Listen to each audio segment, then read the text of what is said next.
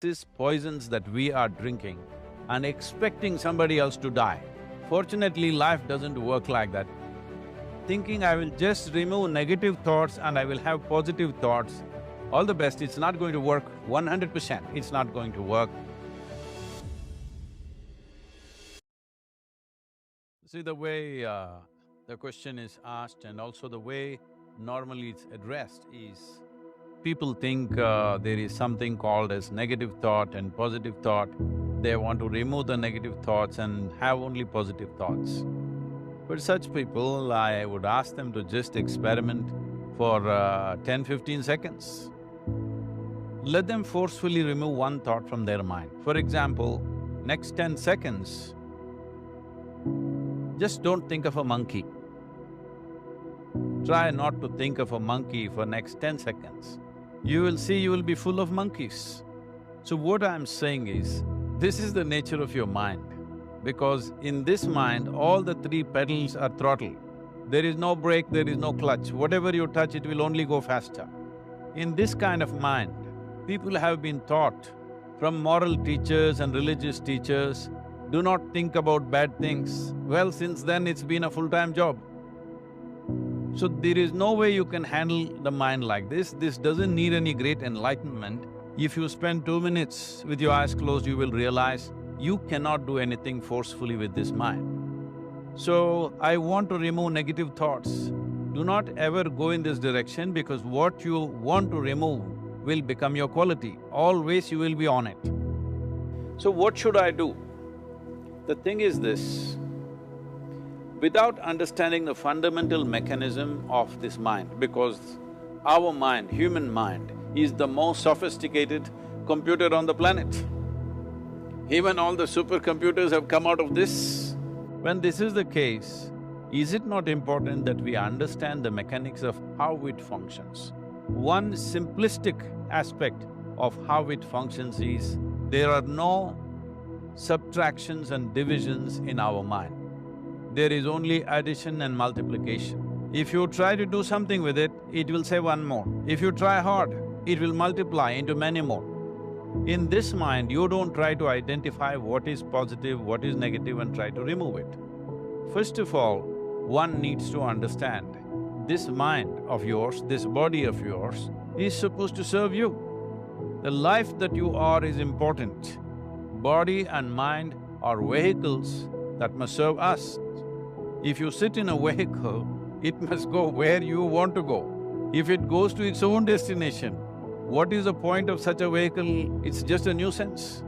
Right now, most human beings are unfortunately experiencing this fantastic possibility of human mind as a nuisance, as a troublesome thing. Well, this is the most beautiful thing you have. It's just that you need to pay little attention as to how it functions. One simple thing is this. First and foremost process is, that's why we put out this process called Isha Kriya. This is to distance yourself from your physiological and psychological process. There is something called as you which exists. This is not a composite of all your thoughts and emotions and physiological processes. Beyond that, there is you. If you close your eyes, even if you cannot see anything, you're still there. It is through the window of your eyes that you're looking out, but if you close your eyes, it doesn't mean that you don't exist, you still exist. So beyond your thought, you still exist, beyond your emotion, you still exist. So that you, the life that you are, this has to come into your experience. Why is it that you're not allowing that to come into your experience, which is the most significant aspect of who you are? Who you are right now, the most significant aspect is, you and me are alive right now, this is it. What I'm thinking, what you're thinking is not the important thing. We are alive right now, that is the important thing. So, it is important that you focus on this fundamental sense of aliveness within you, and then you will see there is a natural distance between you and your thought process. Once there is a distance between your psychological process and your physiological process, this is the end of suffering. Because there are only two kinds of suffering that human beings go through, physical suffering and mental suffering. Once you create a little space between you and your mind, between you and your body, this is the end of suffering. This is something every human being has to experience and know. Otherwise, thinking I will just remove negative thoughts and I will have positive thoughts, all the best, it's not going to work 100%, it's not going to work because nobody can remove it, they can avoid it for some time. So when negative thoughts come, you say Ram Ram, Shiva Shiva, whatever you want, but this is just avoiding, it's not gone. The moment you stop that, it will pop back with great force, otherwise it'll come back in your dreams. So it's very important.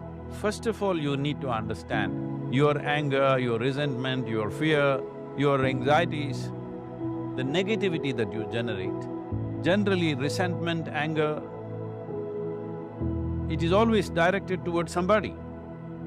But we need to understand this is poisons that we are drinking and expecting somebody else to die. Fortunately, life doesn't work like that. If I drink poison, I die.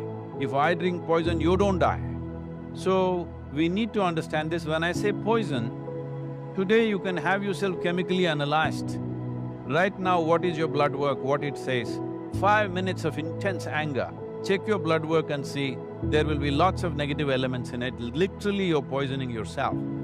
So, do you want to poison yourself? Definitely not. Now the very question is coming from certain helplessness, what shall I do? Don't do anything, just sit back and just concern yourself with something which is a life process. Maybe your heartbeat, maybe your breath, maybe just the sensation of being alive. Depending upon how sensitive or how perceptive you are, accordingly, find something.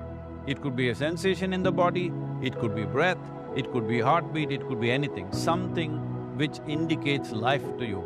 Just pay attention to that for some time. Slowly you will see there is a distinction between what is you and what you have gathered, which includes both your physiological and psychological possibility or mess, whatever you made out of it.